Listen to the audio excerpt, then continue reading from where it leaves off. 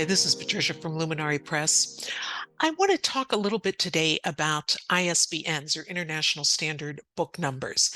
It's not the sexiest of topics, but it's very important for authors to understand what an ISBN is and isn't, and to make the best choices for their book. So I want to go over a few things today to help clarify that.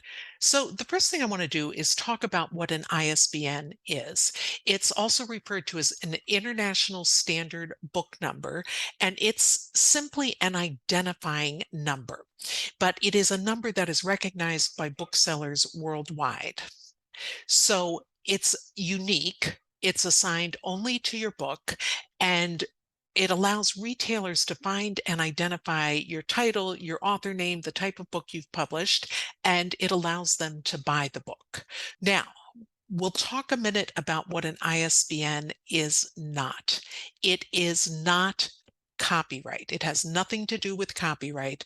The person who supplies the ISBN does not own the rights to the work.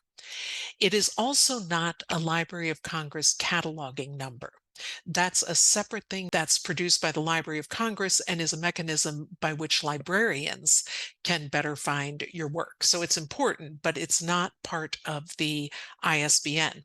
All three of these things are linked, but they are each unique: the ISBN, the copyright, and the Library of Congress number. Copyright and Library of Congress cataloging are handled by separate entities, and you can see them at copyright.gov and LOC for Library of Congress.gov. We have a little more information about this too that we'll get to later on. Your book's ISBN is going to be unique to your book. It will pertain only to that book and that edition. If you create a hardcover, an ebook, a second edition, anything else, each of those editions will have their own ISBN. So you need to remember that it's one ISBN per book edition.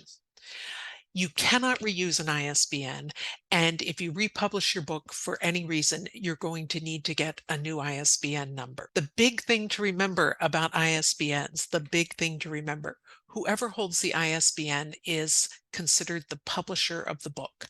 Now, this is important particularly when you're independently publishing, because you want to think about what name shows up on that copyright page. So here are a few options and how things can sort of play out with publishers.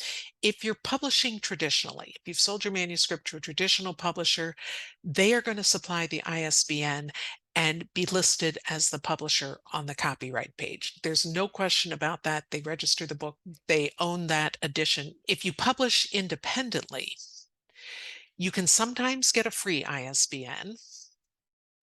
You can purchase your own ISBNs, or you can often get one as part of a package from a hybrid publisher like Luminary Press. Now, I want to discuss each of these options in detail.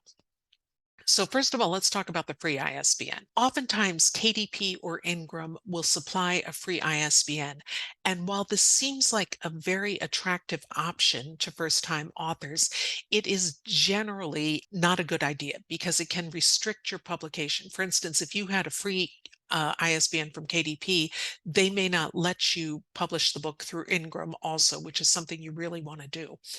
A lot of books from the early 2000s say create space. It's not a good look for a book.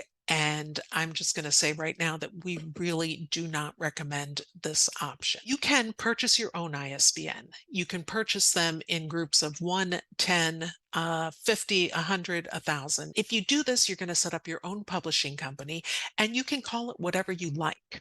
So for instance, this might be a good idea if you are a thought leader in your field and you are branding a book as such.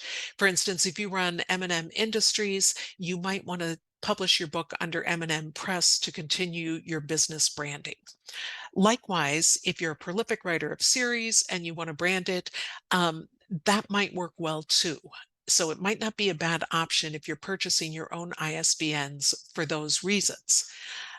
But you need to remember that you need to put your publisher name and your address on the copyright page. So that's something to consider, what address you're going to use and what name you're going to use, what name you want to show up there. The third option is you can get an ISBN as part of a publishing package. So if you worked with a company like Luminary Press, we can supply an ISBN for you, and we're not supplying it for free. This is part of your publishing package that you're getting. We will take care of the work of registering and tracking your number, and we'll have the option, because we set up our authors with their own publishing accounts, you still have the rights to use that ISBN. So for instance, if you had published a print book using print on demand printing and distribution, and you decided you wanted to do an offset run of 1,000 books, you could use that same ISBN. There's nothing restricting that. If you wanted to do an offset run of a hardcover, you'd have to have a different ISBN. But if you're doing the same book, it doesn't really matter how you publish it. You can use that ISBN. However, if you decide to republish your book for any reason, or if it were picked up by a traditional publisher, you would need a new ISBN. The new publisher would supply that. And that's come up with me a few times. People have published books with companies that have gone out of business or aren't paying their royalties or something, and they come to Luminary Press and want to republish. We can't use that other publisher's ISBN. We supply a new ISBN for that. So something to consider when you're getting your ISBNs. I want to take a minute before we go and talk about imprints, because there's a little confusion about that. An imprint is a division of a publishing company, often used for branding certain types of books. For instance, like the big five companies often have many imprints. They'll have one for classics, one for romance or other fiction genres, one for nonfiction. They are the publisher, like HarperCollins is the publisher, but their imprints are sort of the brand for the line of books. And Luminary Press has several imprints because we have different books that fit in different categories. We're still the publisher, but the imprints are different brands or different types of books. So it is really something to remember. But if you are a sole publisher, your imprint and your publishing name are probably going to want to be the same. You're not going to want to spin off a bunch of imprints. If you buy 10 ISBNs, you want some consistency and branding there. One more thing I wanted to say about ISBNs before I close. When I was talking about who's the publisher of the book, you can't just put any publisher name on the copyright page. It has to match the ISBN and the way that the ISBN is registered. Okay, last thing, where to purchase your ISBNs. There are a few options in the United States. You are going to go to myidentifiers.com. They are the governing agent for the ISBNs in the United States. And internationally, there are all sorts of agencies that do it. So here's a link to a list of international organizations, and I'll put these two links in the bottom for you so you can take a look at that. That's about it for ISBNs. If you have any questions, feel free to drop me an email, and I'll be glad to answer any questions that I can. Thanks for watching.